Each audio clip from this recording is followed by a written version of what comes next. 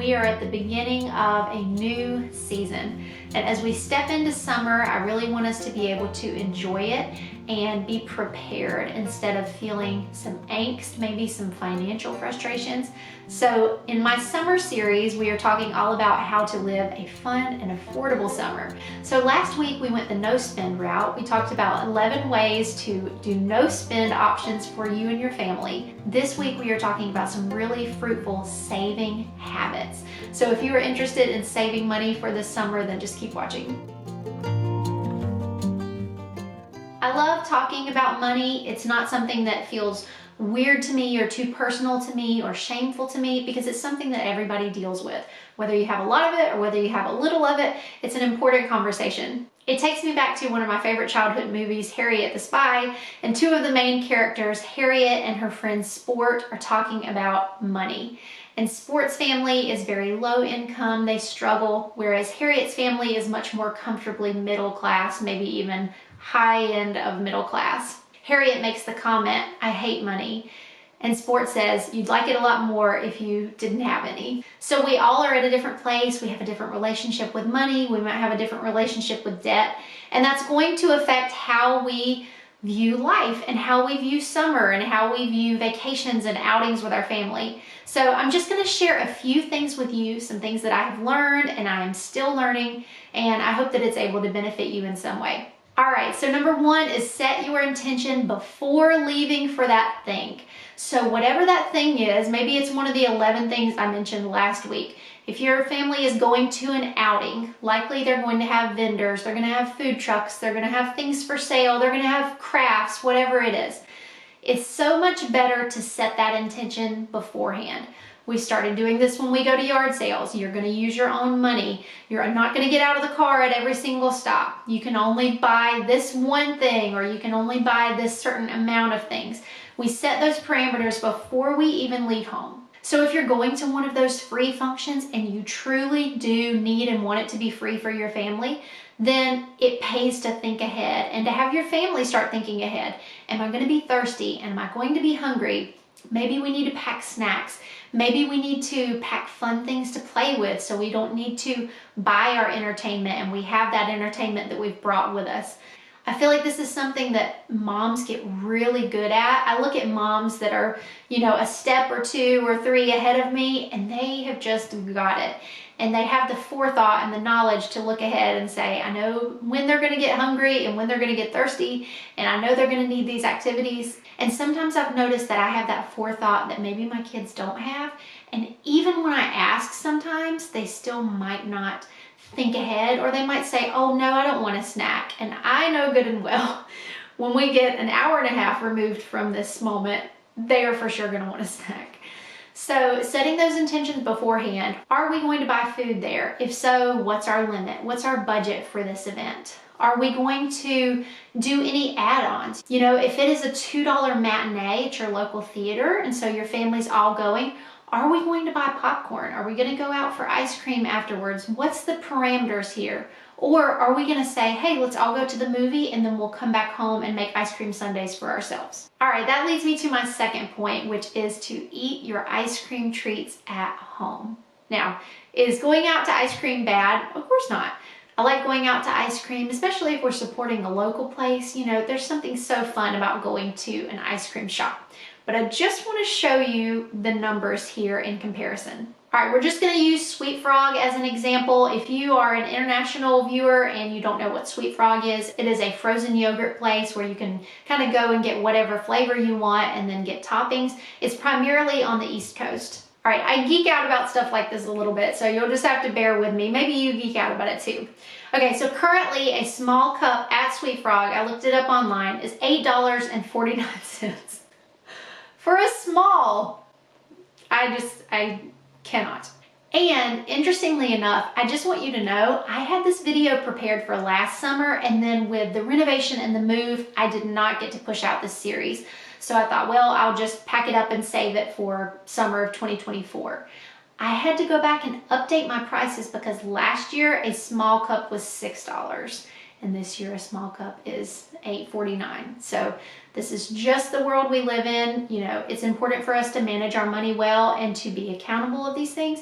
but it's also important for us to remember that it's just kind of a hard season right now. So if you are struggling, I just want to remind you of that. This small cup of ice cream is $2.50 more than it was last year. All right, so $8.49 for a small, but for our example, we're gonna round it up to $8.50 to make some easy math. All right, if our family of 4 each gets their own small cup, which by the way, we would not, because my kids aren't gonna eat all of that. They would split it for sure. But if everybody got a small cup of ice cream, that would be $34 a week just in ice cream, not including tax. 34 times 4, that's $136 for your monthly ice cream budget for this summer. I'm not sure how your family stands, but we don't have $136 a month to devote to our ice cream habit in the summer. Now, in comparison, I just did a reel about this.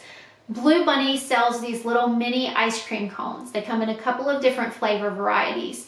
I found them on sale on Memorial Day weekend for a pack of 8 cones for $3.99. So again, we're gonna round up to 4. So basically 50 cents a cone for these Blue Bunny ice cream cones. So for our family of 4, if everybody eats 1 a week, our ice cream is gonna cost $2 versus $34. If we continue with that $2 every week, it's going to take us 17 weeks to spend the amount of money on those Blue Bunny ice cream cones that we would on the Sweet Frog ice cream. Is it an even comparison? No. We're comparing 2 different ice cream products, but we are comparing ice cream. And we're saying, okay, this is something that we can have on hand at home. We can enjoy whenever we want. This is something we have to go out and get. We have to get individual cups. These things are already individual portion and they're kind of on the small size, so they work really well for kids. I would also group popsicles into that category, and then I would also include ice cream sandwiches. I don't know if you know, but they make ice cream sandwiches in a mini version, and they are fantastic. Speaking of those, currently if you get the mini ice cream sandwiches from Walmart and you get the Great Value brand, those are $3, less than $3 actually, I think it was like $2.88 for 16 sandwiches. So it would take me 32 weeks to spend the amount of money on those sandwiches that I would on the Sweet Frog ice cream cups. Again, I'm not telling you don't get ice cream. I'm not telling you feel guilty for when you get ice cream. Spend your money how you want.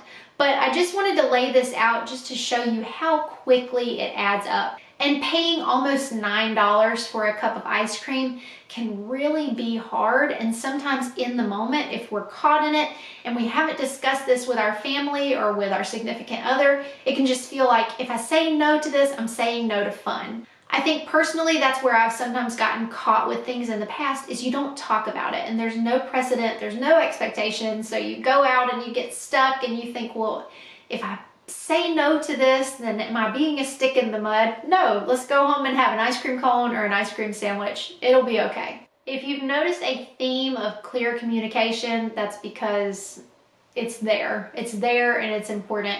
And number 3 just continues that, and that is to set a precedent of eating out once a week. Now, you and your family have a very personalized budget, of course, and you know what is your just right amount of eating out.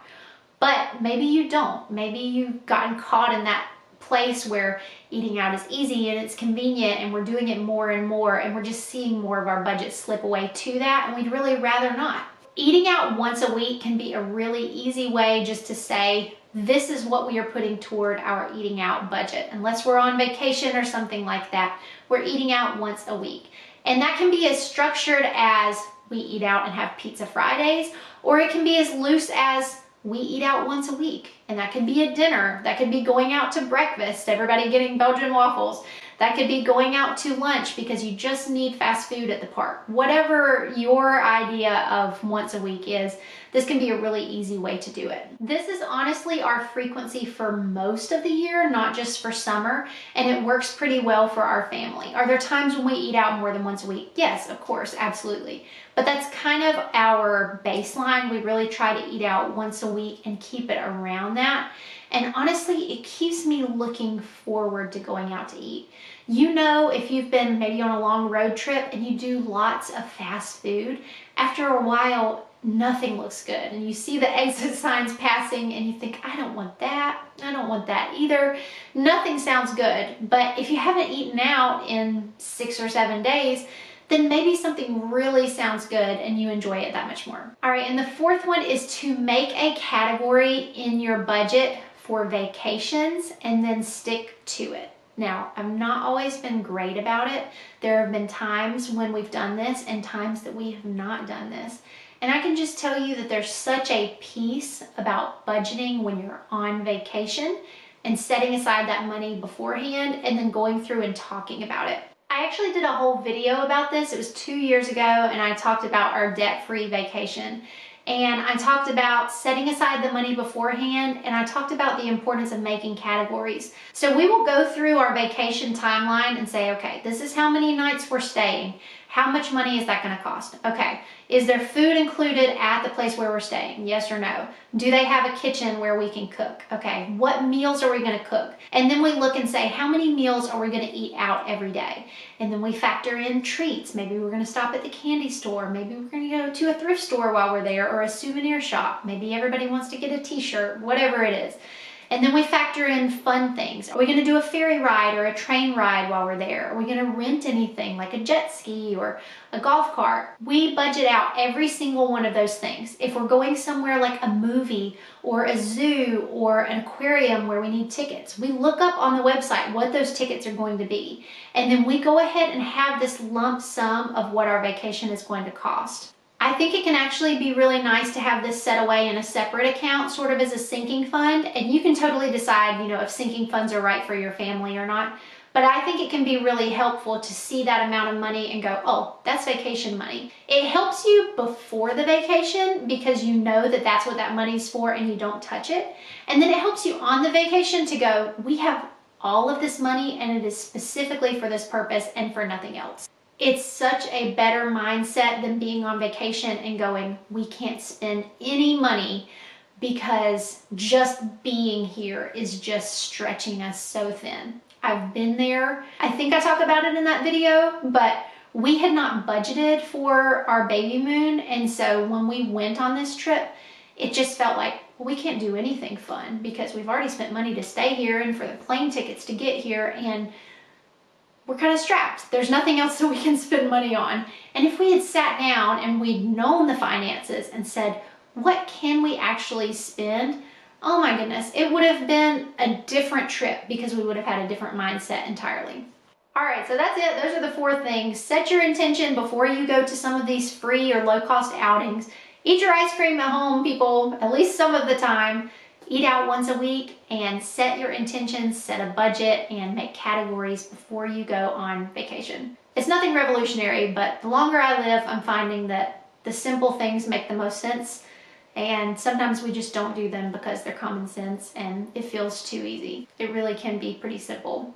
Well, as always, I hope you found this helpful. If you have any money-saving tips for summer or any time, please leave those down in the comments below. I would love for everybody to get to swap different tips and really share that wisdom. We do have 2 more videos coming up soon for this series, all about summer snacks and summer crock-pot meals, so make sure you stay tuned for that. All right, thank you guys so much for watching. I'll be talking to you soon.